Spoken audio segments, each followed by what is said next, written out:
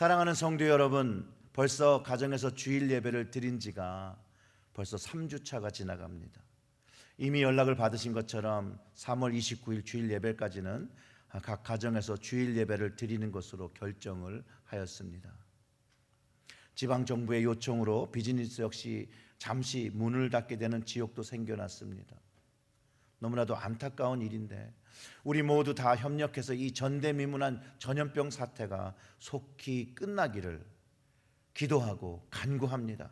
그래서 우리가 사는 이 땅에 빨리 이 코로나 바이러스가 없어지기를 우리가 함께 기도하고, 이 바이러스가 방지되어지는 백신이나 그 항생제가 빠른 시간에 만들어질 수 있도록 기도해 주시길 여러분 부탁드립니다. 요즘 코로나 바이러스의 백신이라고 불리는 시편 91편의 말씀으로 많은 위로를 받으며 용기를 내신다는 말씀을 듣습니다. 맞습니다. 정말로 그 말씀에서 말하는 것처럼 우리 하나님만이 우리가 피할 피난처이시며 극한 전염병에서 우리의 가정을, 저를, 우리 모두를 건져 주실 것입니다. 아멘.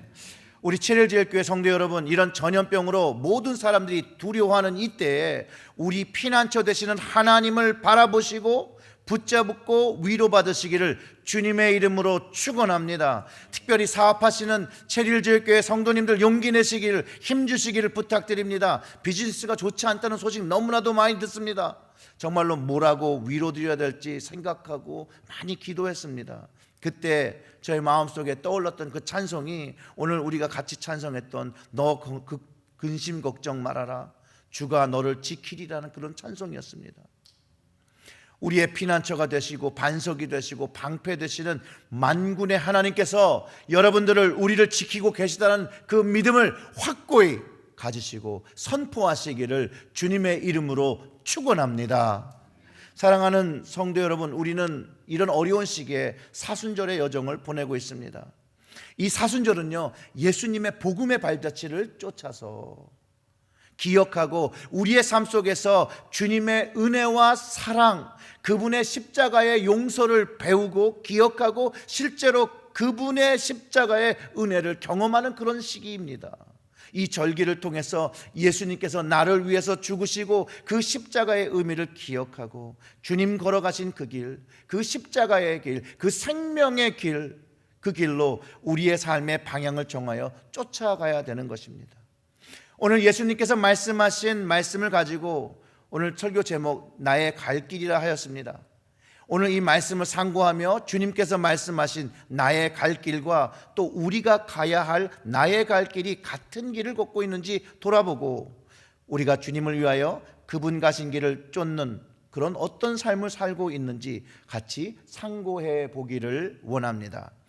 오늘 본문을 보면 자기 삶의 목적이 너무나도 뚜렷한 한 분을 우리가 볼 수 있습니다. 바로 예수님이죠. 예수님은 그분의 미래를 두려워하지 않으셨습니다.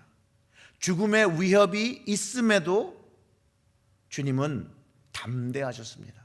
왜냐하면 주님은 하나님 아버지를 진실로 믿고 계셨기 때문입니다. 그때 주님은 그 하나님을 믿으며 내가 갈 길을 가야 하리니 하며 그분의 할 일을 묵묵히 준행하셨던 것을 우리는 볼 수 있습니다. 자, 여기서 예수님께는요, 걸어가야 하는 분명한 길이 있었습니다. 분명한 길. 그 길은요, 그 분명한 길이 죽음의 협박, 고통, 두려움의 길인 것을 분명히 아셨지만 주님은 그 길을 걸어가셨다는 거예요. 왜냐하면 주님께서는 그 분명한 목적이 있었기 때문에 그 길이 죽음의 길이지만 포기할 수가 없고 멈출 수가 없고 피하지 않으셨다는 것이죠. 오늘 본문의 시작이 예수님이 죽기를 원치 않는 바리새인 또는 그 예수님을 아끼던 그 무리가 주님께로 와서 헤롯 왕이 예수님을 죽이려 한다라는 경고를 전해줄 때, 그리고 그것을 피하라고 할 때 예수님은 그 걱정을 하는 무리들에게 오늘 본문 32절과 33절에서 이렇게 말씀하셨습니다. 저 여호에게 이르되 오늘과 내일 내가 귀신을 쫓아내며 병을 낫게 하다가 제3일에는 완전하여 지리라 하라. 그러나 오늘과 내일과 모레는 내가 갈 길을 가야 하리니 선지자가 예루살렘 밖에서는 죽는 법이 없느니라 라고 하셨어요. 여러분, 혹시 어떤 사람이 여러분들을 위협하고 여러분들을 죽이겠다라고 협박한다는 소식을 들은다면 여러분 어떻게 하겠습니까? 그래가지고 그 아는 분이 빨리 여기를 피하라고 한다면 여러분 어떻게 반응하시겠습니까? 우리는 일단 경찰에 신고를 하겠죠. 그리고 안전한 장소로 피하는 것이 어쩌면 일반적인 우리와 같은 사람들의 반응일 것입니다. 그런데 예수님은 이런 정상적인 대답과 반응보다는 조금은 이상한 답을 하고 계셨어요. 여러분, 헤롯이 왕이었어요. 왕이 원하면 그것이 적법하던 불법이던 예수님을 죽일 수 있었습니다. 또 헤롯 왕은요, 이미 그가 명령해서 세례 요한을 죽이기도 했던 그런 사람이죠. 예수님이 그를 여우라고 부른 것처럼 실제로 그는 간교함을 가지고 있었고 교활함을 가졌던 사람, 또 그것뿐만 아니라 그런 힘을 가진, 그런 능력을 가졌던 왕이었던 것이죠. 그것을 정말로 잘 아는 바리새인들이 듣고 또 그 사람들이 듣고 예수님을 피신시키려고 찾아왔다는 것이에요. 그런데 예수님의 태도는 헤롯 왕을 두려워하기는커녕 지금 하시는 일을 위해서 헤롯은 예수님께 아무것도 할 수 없다라고 선포하셨어요. 주님은 헤롯 왕에게는 절대로 죽임당하지 않는다라는 확신, 그 믿음이 있었다는 거예요. 바로 이 믿음이 하나님 아버지의 말씀을 전적으로 믿는 믿음이었다는 거죠. 그게 아버지로부터 들은 것이었고, 그렇기 때문에 그런 일을 절대 일어나지 않을 것이라는, 그것을 통해서 우리는 주님 가신 그 길, 바로 믿음의 길이었습니다. 그렇기 때문에 예수님은 선지자가 예루살렘 밖에서 죽는 법이 없다라는 말씀을 해주셨던 거예요. 또한 죽으시더라도 3일 후에 완전해지실 것을 선포하셨다라는 거예요. 즉 주님의 말씀은 하나님의 시간이 되지 않으면 누구도 자신을 죽일 수 없다라고 말씀하신 것이죠.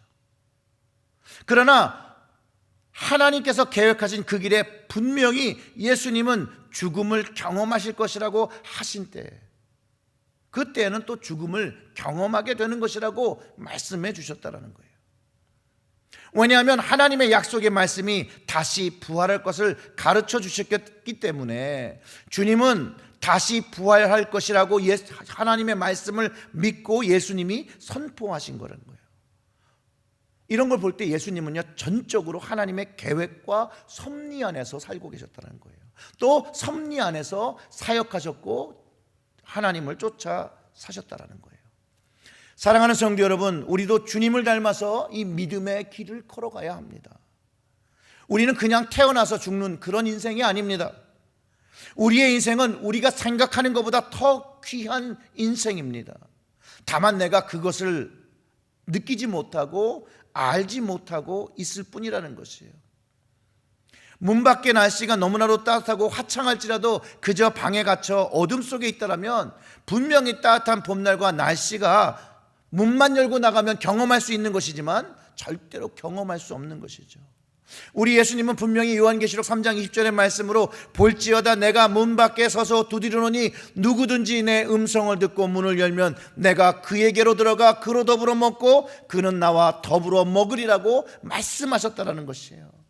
이 주님의 음성을 듣고 믿음의 문을 열고 주님을 만나고 하나님 아버지를 경험할 때 우리는 그때 하나님의 자녀의 능력을 경험하며 그 권세를 경험하며 살아가게 된다라고 우리는 고백할 수 있다는 거예요. 그리고 내 인생이 하나님의 계획과 섭리 안에서 그것이 있음을 확증하게 되고 우리가 그분의 계획을 순종하며 주님을 닮아서 살아가는 것이라는 것이에요. 그런데 여기서 우리가 착각하고 오해하면 안 되는 것이 있습니다. 뭐냐면 믿음의 길은요, 늘 기쁨과 행복만이 있는 그런 길이 아닙니다. 또한 아픔이 없는 길이 아닙니다.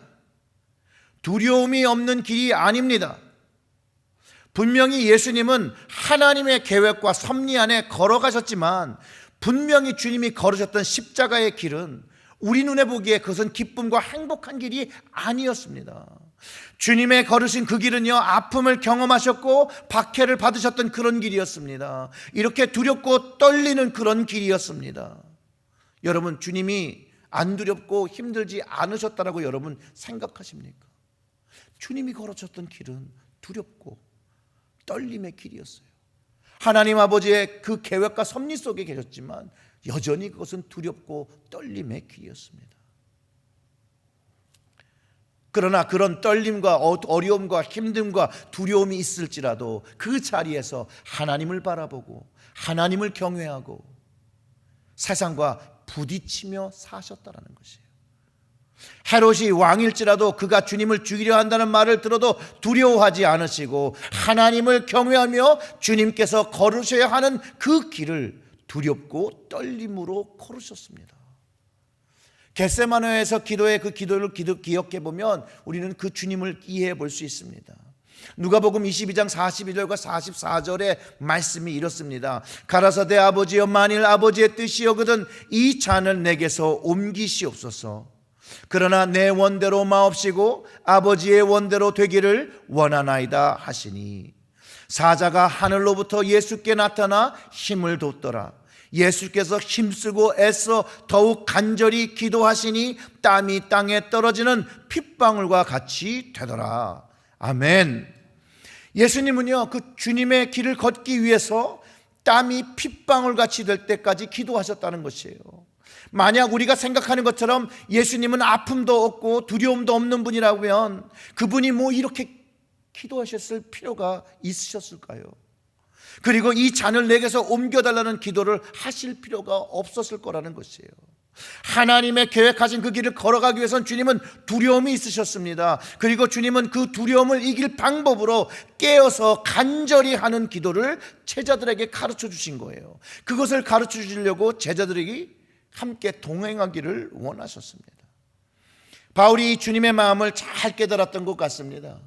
그래서 빌립보서 2장 12절에서 그러므로 나의 사랑하는 자들아, 너희가 나 있을 때뿐만 아니라 더욱 지금 나 없을 때에도 항상 복종하여 두렵고 떨림으로 너희 구원을 이루라 라고 말해준 것이라고 저는 믿습니다. 겟세마네 동산에서 주님께서 복종하여 두렵고 떨림으로 우리의 구원을 이루시기 위해서 기도하셨다는 것이죠. 여러분, 이해가 되십니까?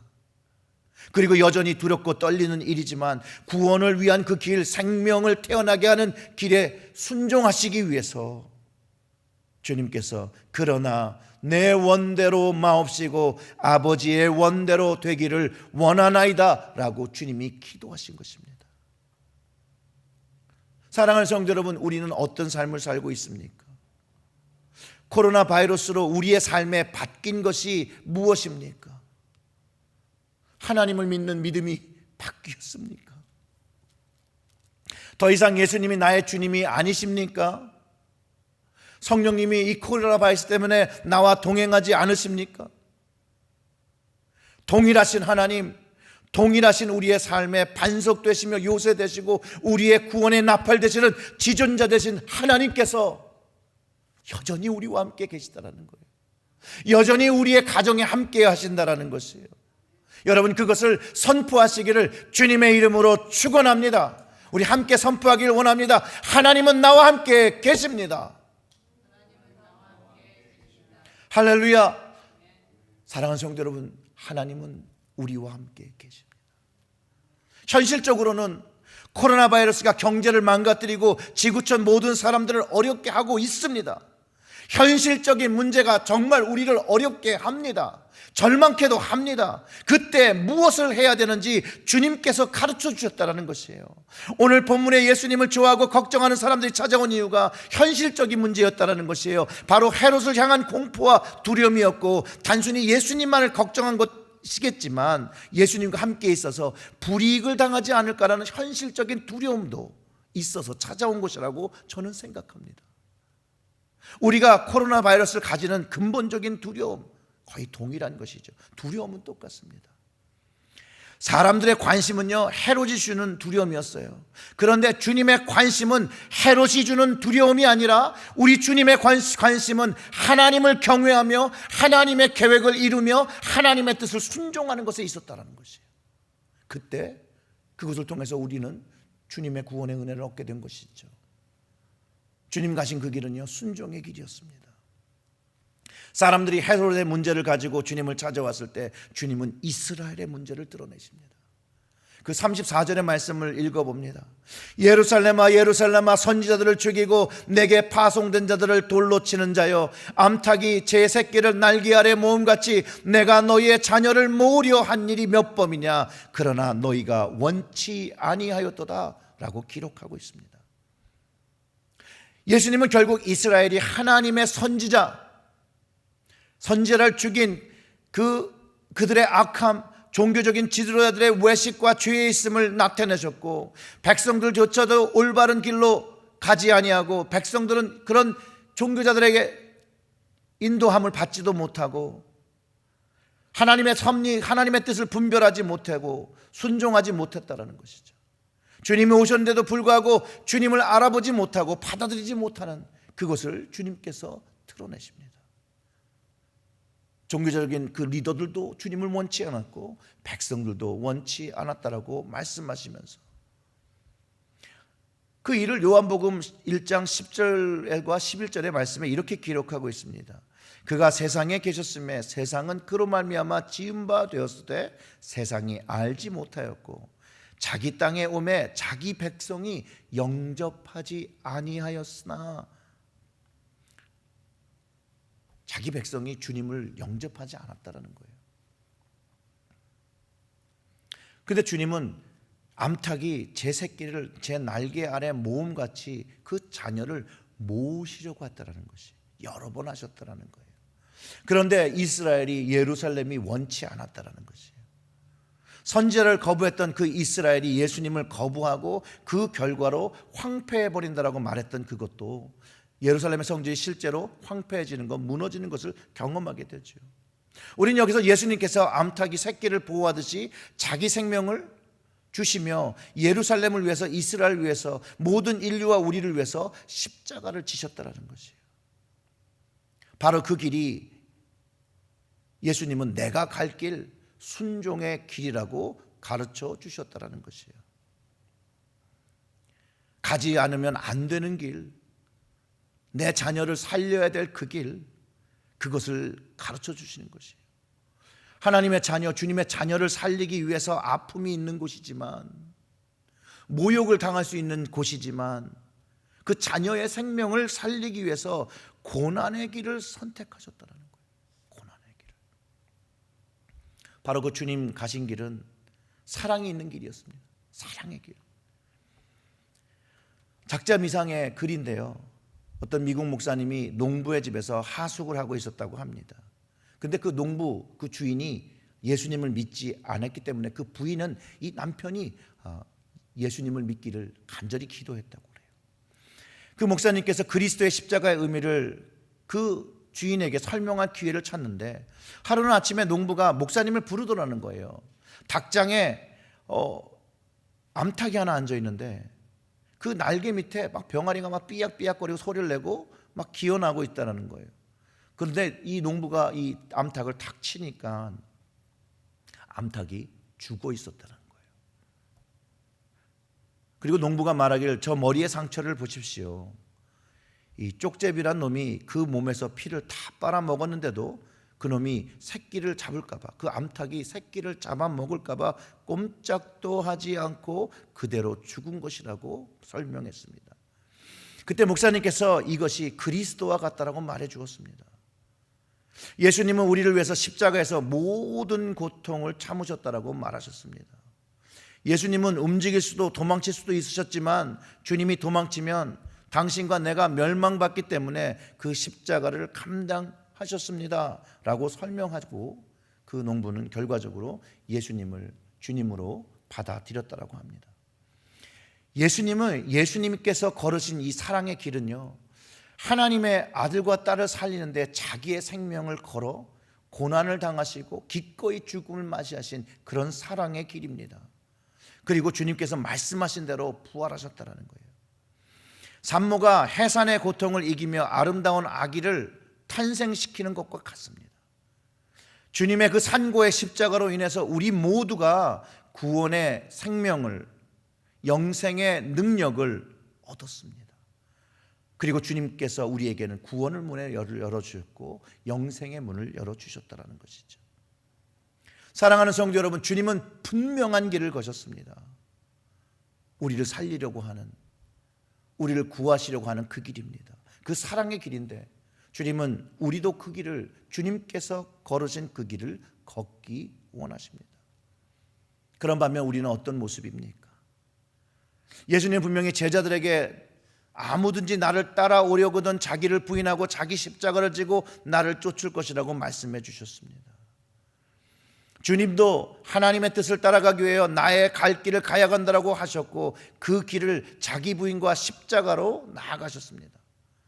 먼저 주님이 그 길을 가는 것을 보여주셨고 주님을 따르기 위해 우리도 주님 가신 그 길을 걸어가야 합니다.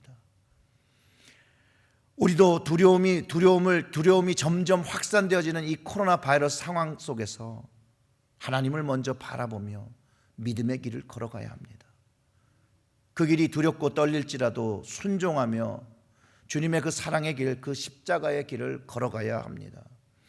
어려울 때 빛이 그 영향력을 가지는 것입니다. 그렇기 때문에 사랑하는 성도 여러분, 이 주님 가신 그 길을 걷기 위해서 믿음의 불을 밝혀야 합니다. 순종의 불을 밝혀야 합니다. 사랑의 불을 밝혀야 합니다. 그럴 때 코로나 바이러스의 두려움을 경험하는 믿음이 없는 사람이 걱정과 염려로 절망하고 있을 때 믿음의 사람인 우리가 예수 그리스도의 복음의 능력을 전해주고 말해주어야 한다는 것이에요. 기도해 주어야 한다는 것이에요. 그래서 주님께서 우리를 지키시는데 영원하신 날개로 우리를 지키신다라고 이 주님을 믿고 의지하고 이 믿음을 선포할 것이 이 시간을, 이 시대를 살아가는 우리가, 하나님의 자녀인 우리가, 예수 그리스도를 주라고 고백하는 우리가 해야 되는 복음의 길이라고, 내가 가야 갈 길이라고 저는 확신합니다. 사랑하는 7일 성도 여러분, 주님 가신 그 믿음과 순종과 사랑의 그 두렵고 떨림으로 구원의 길을 걸어가시고 또 이 구원을 전하시기를 주님의 이름으로 축원합니다. 기도하겠습니다.